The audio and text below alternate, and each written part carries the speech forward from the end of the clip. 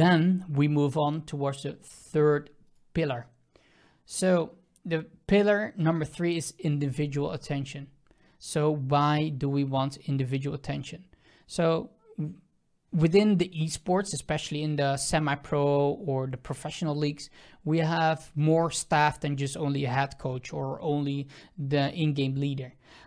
And then there's more individual attention, but still, even though you have, let's say, different coaches within your organization or within the staff, or maybe substitute players, it's not always the same if you, let's say, hand over the work to other people. It is a better step for sure, but if you're the head coach and you only let, let's say, the strategical coach or the manager talk with the players individually, then there's a lot of potential for you in order to gain the individual player's trust, build that bond, etc.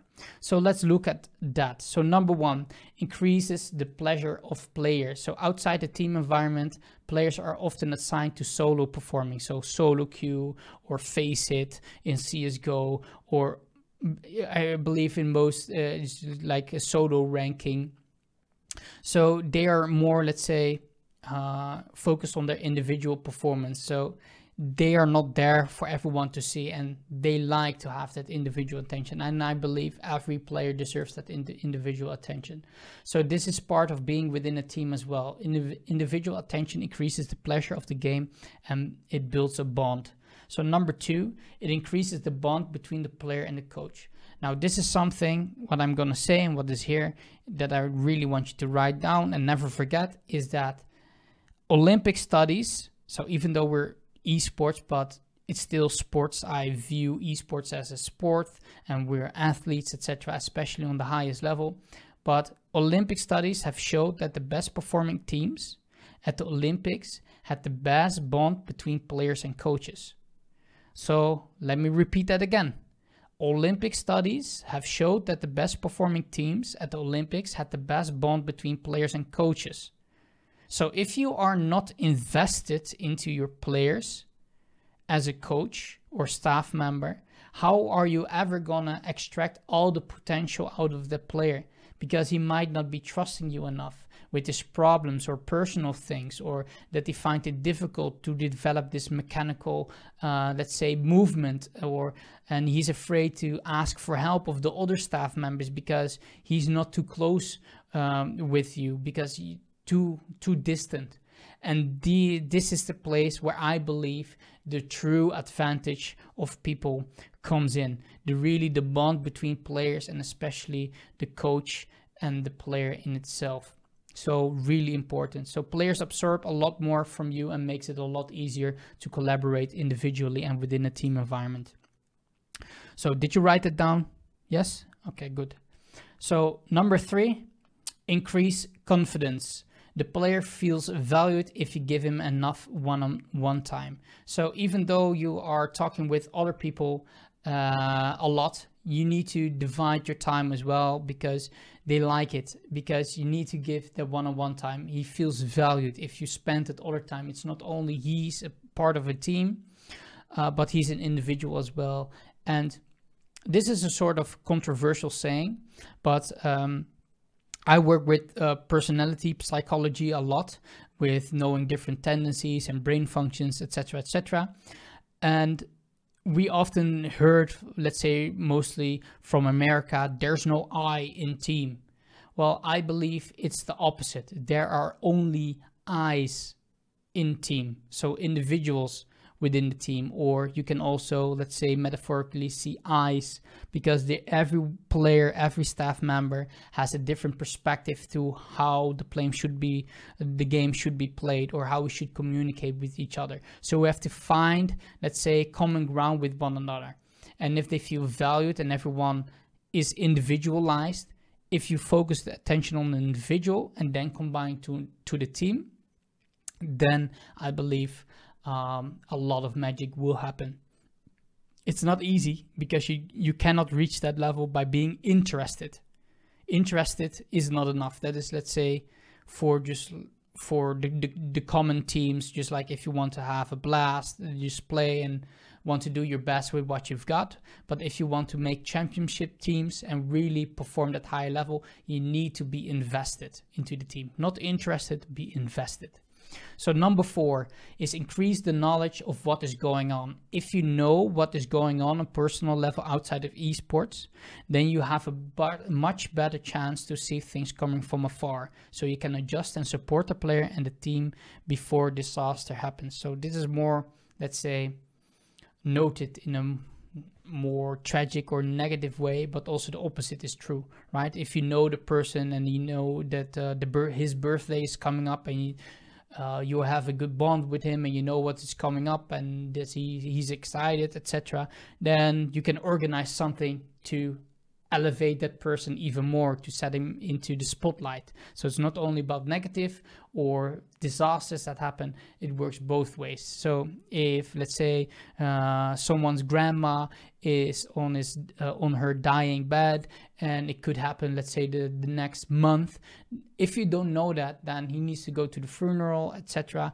So it's really hard to support him that way. If you have a good bonding with them, you can support that. Maybe you have a substitute, or maybe you can work something out, or you can prepare, or you can, let's say, change your schedule with practicing a little bit more now. So do you have enough practice in?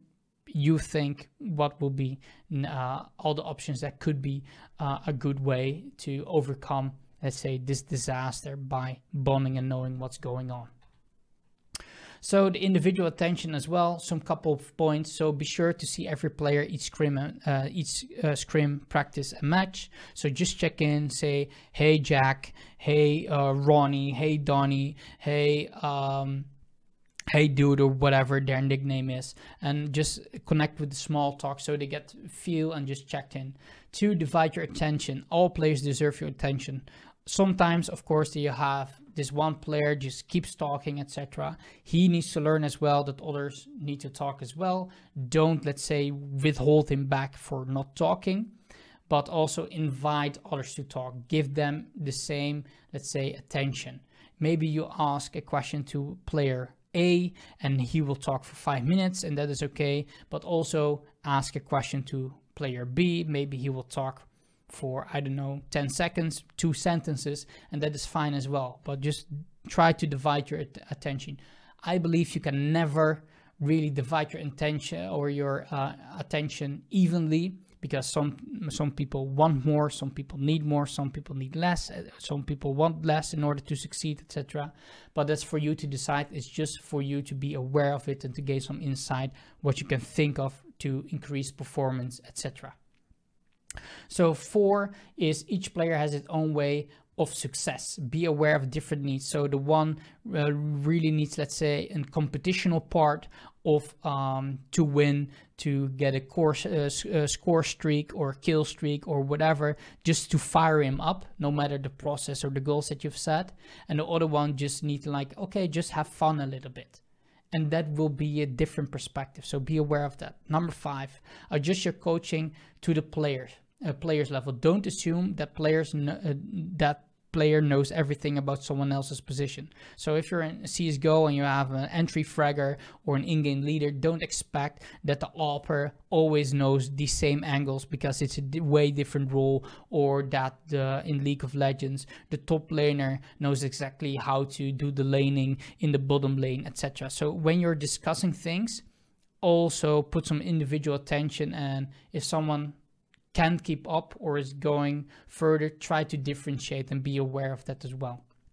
Number 6, when you're listening, be 100% there. So there's nothing more irritating when I'm talking to people and half of the time, let's say they're on their phone or doing something else or distracted, and even though they say like, yeah, I'm listening, we all know that feeling, like, hell no, you're not listening, because if you would listen, you will look at me and you will ask questions, etc. So if you want to listen, really listen. Have a listening posture, listening attitude, and a listening mindset. Be in a state of mind where you can be a great listener. So I already, just like yesterday, I made a video about that. So if you're interested, go to the YouTube channel and about being a great listener. So if that's something for you, then yeah, just ask questions, go deep, etc. Because if you want them to take you serious, you should also be serious about them. And this is maybe more so for the amateur coaches, because they should try to be, let's say, more friends, and being friends and being very close to them is great. It can really be beneficial, but sometimes they don't know really how to be serious at some points. And if you want that back from your players or vice versa, be serious towards them, because you get basically what you give. It's not always the same, but you understand the saying.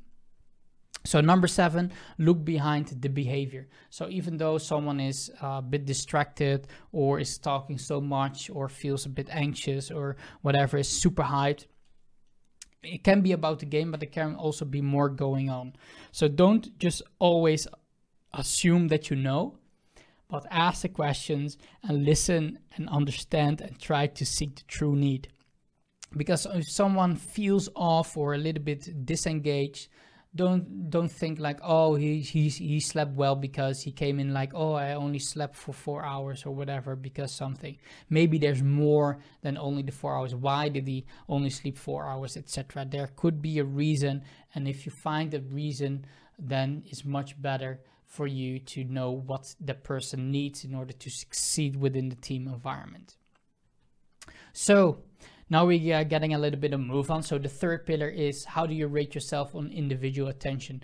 Do you think that you give enough individual attention towards the players? Are you really personal? Are you really listening? Are you invested or maybe interested? So score yourself on a scale from 1 to 10.